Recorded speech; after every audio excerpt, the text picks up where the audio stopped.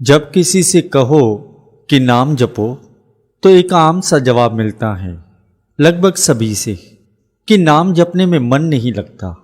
नाम जपने में मन क्यों नहीं लगता है, इसके पीछे एक बड़ी छोटी सी वजह है। इसको समझने के लिए हमको ये समझना पड़ेगा कि हमारा मन किन किन कामों में लगता है। अगर हमें कोई कहे कि रात को 3 बजे 5 लाख रुपए लेकर जाना, तो गारंटी है इस बात की कि जिससे हम मिलने वाले हैं, अगर हम हो तो रात को सोएंगे नहीं कि एक बार लेकर सो जाएं। कहीं रात को नींद न खुले तो क्या मतलब निकलता है इसका। इस मन को जिस चीज में लाभ दिखाई देता है, ये मन वही करता है। आज तक हमारा मन नाम में नहीं लगा तो उसके पीछे वजह एक ही है कि अभी तक के नाम की वैल्यू का पता ही नहीं चला। इस मन को जिस वक्त समझ में आ गया ना कि नाम की वैल्यू क्या है, महापुरुष वचन किया करते हैं कि जो नहीं जपेंगे नाम वह तो पछताएंगे ही, और जो जपेंगे वह भी पछताएंगे। सवाल किया, भाई जो नहीं जपेंगे वह तो पछताएंगे, ये बात समझ में आती है क्योंकि नरकों में जाना पड़ेगा, 84 लाख योनियां भुगतनी पड़ेंगी। और जो जपेंगे वह क्यों पछताएंगे? कहने लगे वह इसीलिए पछताएंगे जब पता चलेगा कि जपे हुए नाम की कीमत इतनी ज्यादा है तो हमने ज्यादा क्यों नहीं जपा। इस मन को समझ में आ जाए कि इस नाम की कीमत क्या है, यह सत्संग करने का भाव क्या है। इस मन को नाम की कीमत का पता चल जाए। और नाम की कीमत क्या है, नाम जपने से होता क्या है। जितने भी वेद शास्त्र हैं, स्मृतियां हैं, पुराण पोथियां हैं, श्री गुरु ग्रंथ साहिब जी का एक एक अक्षर, एक एक वाणी, एक एक शब्द बार बार एक ही पुकार करता है कि नाम जपो।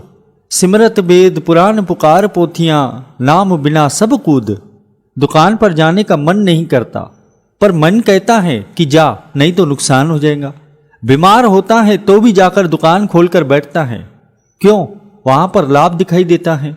जिस दिन नाम की महिमा का पता चल गया, बीमार होंगे ना तब भी नाम जपने बैठ जाओगे। आओ कोशिश करें, आज ये समझे कि नाम करता क्या है, नाम की ताकत क्या है। इस बात को समझने की कोशिश करते हैं। आओ समझते हैं नाम की कीमत को। जो प्रभु का नाम जपते हैं, नाम करता क्या है। जो प्रभु का नाम जपते रहता है, नाम जपते जपते उसका मन अगर प्रभु के चरणों में जुड़ जाता है, उसका जपा हुआ नाम उसे भा जाए तो क्या होता है, वह उसको प्यारा लगने लगता है। और जो उसको प्यारा लगने लगता है तो होता क्या है, जो हरि का प्यारा तो सब ना प्यारा। उसका जपा हुआ नाम अगर परमेश्वर को भा जाए तो वह इंसान परमेश्वर को भा जाता है। जो इंसान परमेश्वर को भा जाए वह इंसान सबको प्यारा लगने लगता है। जो हरि का प्यारा तो सब ना प्यारा। लाखों करोड़ों आए और चले गए, महापुरुष फरमाते हैं। और जिन्होंने उसका नाम जपा, कबीर जी के समय राजा कौन था ये कोई नहीं जानता, लेकिन कबीर जी को सब जानते हैं। जानते ही नहीं, मानते भी हैं, सर झुकाते हैं। जब माथा टेकते हैं गुरु ग्रंथ साहिब जी को तो कबीर जी बैठे हुए हैं अंदर। नामदेव जी के समय राजा कौन था, धनवान सेठ कौन था, ये कोई नहीं जानता, पर नामदेव जी को सभी जानते हैं। बड़े ध्यान से सुनना इस सच्ची घटना को, ताकि हमारा मन नाम की ताकत को समझे। एक आदमी था ब्राह्मण पंडित। उस गांव में जितने भी ब्राह्मण थे, पंडित थे, सबको लोग अपने घर बुलाते थे पूजा कराने के लिए। पर इस ब्राह्मण को कोई नहीं बुलाता था। घर में खाने के लिए अन्न नहीं है, घर वाली ताने मारती हैं, बच्चे रोते हैं, पर इसके पास कुछ भी नहीं है। परेशान है बेचारा कि मुझे कोई पूजा के लिए दान दक्षिणा देने के लिए कोई नहीं बुलाता। पूजा होंगी तो दान दक्षिणा भी होंगी ना। दूसरों को लोग बुला लेते हैं पर मुझे नहीं बुलाते। एक बात याद रखना प्रेमियों, जब कोई कथा सुनते हो ना तो उसके हर पहलू में एक एक मोड़ पर शिक्षा होती है, बस लेने वाला चाहिए। संत महापुरुष वचन करते हैं कि शिक्षा लेने वाला पेड़ पौधों से भी शिक्षा ले लेता है, जड़ वस्तुओं से भी शिक्षा ले लेता है। हम तो आज महापुरुषों से भी शिक्षा लेने को तैयार नहीं हैं। जहां से भी शिक्षा मिले, अपने छोटे से मिले, अपने से बड़े से मिले, किसी मूर्ख से मिले, शिक्षा जहां से भी मिले ले लो, ज्ञान जहां से मिले ले लो। अभी यहाँ पर क्या ज्ञान है? कई लोग कहते हैं, कई लोग देखते भी हैं कि दुकानें सबकी एक जैसी होती हैं, एक ही मार्केट में। अब किसी की बहुत चलती हैं, किसी की बिल्कुल नहीं चलती। सोचते हैं ना कि हमारी क्यों नहीं चलती, इसका जवाब है इसमें। उसकी क्यों चलती हैं, इसका भी जवाब है इसमें। कोई कहे कि मैं अपने दिमाग से दुकान चलाता हूँ, अपनी मेहनत से दुकान चलाता हूँ, महापुरुष कहते हैं नहीं, मेहनत तो रोड पर जो मजदूर करता है, जो पत्थर तोड़ता है, इतनी मेहनत तो कोई कर ही नहीं सकता। एक एक प्रश्न का उत्तर है इसमें। हमारे श्री गुरु ग्रंथ साहिब में एक एक प्रश्न का उत्तर है उसमें। ऐसा कोई प्रश्न नहीं जिसका उत्तर ना हो।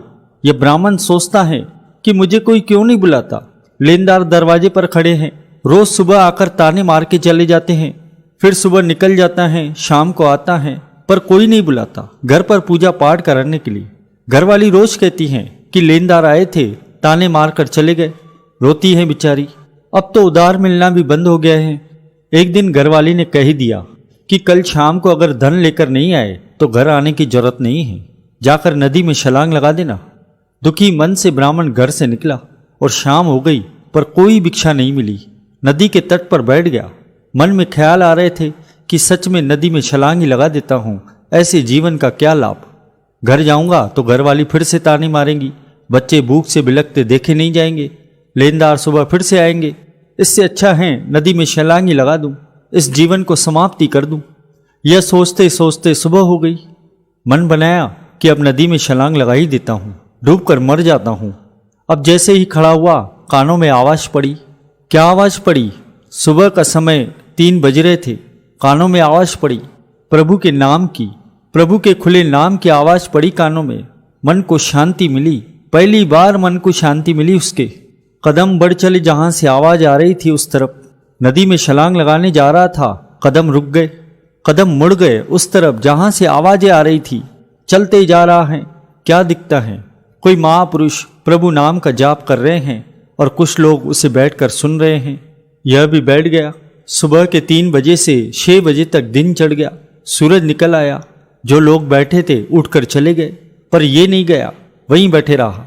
महापुरुषों ने समाधि खोली, इसे पास बुलाया। यह रो पड़ा, जोर जोर से रो पड़ा, सारी व्यथा कह सुनाई। और इसने सवाल पूछा कि प्रभु का नाम तो मैं भी जपता था, पर आज जो रस आया यह रस मुझे कभी नहीं आया। क्या कारण है इसका? महापुरुष कहने लगे कि इसके 2 कारण हैं। एक तो सबसे बड़ा कारण है कि प्रभु का नाम जपा किस समय जा रहा है। संत महापुरुषों के वचन है कि जिस इंसान, पापी से पापी इंसान, शराबी, कबाबी, दुनिया के सारे गलत काम किए हो, कभी सत्संग में ना आया हो, जिसका मन कहीं न जुड़ता हो, नास्तिक हो, ब्रह्मा मुहूर्त उठकर अगर संगत में आकर, दरबार में आकर बैठ जाएगा, श्री गुरु महाराज जी के पास आकर बैठेगा, उसका मन जुड़ जाएगा। ये नाम की बरकत है, इससे पहचानो। जिस मन को कभी शांति न मिली, जो आत्मा कई जन्मों से अतृप्त है, श्री गुरु महाराज जी का अगर वह नाम जपेंगे तो मन शांत हो जाएगा। तो उसने कहा कि मुझे रास्ता भी बता दो, मेरे दुखों से छुटकारा कैसे हो। महापुरुषों ने बड़ा प्यारा सा जवाब दिया। कहने लगे, यह वह राम का नाम है कि पत्थरों पर लिख दिया तो पत्थर तर गए। इंसान जपेगा तो क्यों नहीं तरेगा। राम जी को भी सवाल किया गया था कि राम जी आप तो भगवान हो, आप समुद्र को कह देते कि सूख जा तो वह भी सूख जाता, सारी सेना चली जाती चलकर। यह पुल बनाने की क्या जरूरत थी। राम जी ने बड़ा प्यारा जवाब दिया। प्रेमियों, इस बात की गहराई को समझो। राम जी ने जवाब दिया कि अगर मैं समुंदर से कहता कि समुंदर सूख जा तो समुंदर सूख जाता, सेना चली भी जाती है, पर लोग जुड़ जाते हैं शरीर से और ये शरीर नश्वर है। लोग कहते राम में शक्ति थी। मैं लोगों को समझाना चाहता था कि राम में नहीं, राम के नाम में शक्ति है। इसीलिए मैंने पत्थरों पर राम लिखवाया कि पत्थर तर गए तो इंसान कैसे नहीं तरेगा जो जपेगा प्रभु का नाम। महापुरुष वचन किया करते हैं, इस सृष्टि में कितने सितारे हैं कोई नहीं गिन सकता, पर अगर कोई गिन ले तो गिन ले। पर राम के नाम ने कितने तारे हैं, कितनों को तारा है और कितने तारेगा यह कोई नहीं गिन सकता। राम जी ने जितनों को भी तारा है शरीर में हम गिन सकते हैं, इसको तारा, उसको तारा, अहिल्या को तारा, इसको तारा, उसको तारा। पर राम के नाम ने जितनों को तारा यह कोई नहीं गिन सकता। इसीलिए राम से बड़ा राम का नाम। नाम की महिमा को पहचानो। क्या करता है ये नाम। महापुरुषों ने समझाया है कि तू अगर ब्रह्मा मुहूर्त उठकर प्रभु के नाम का जाप करे तो तेरे सारे कष्ट दूर हो जाएंगे। प्रभु के नाम की शक्ति को पहचान। पहले भी तू जपता था, जप पर पूरे भरोसे से जप कि नाम तुल कुछ अवल न होवे। यह बात उस ब्राह्मण के हृदय में घर कर गई।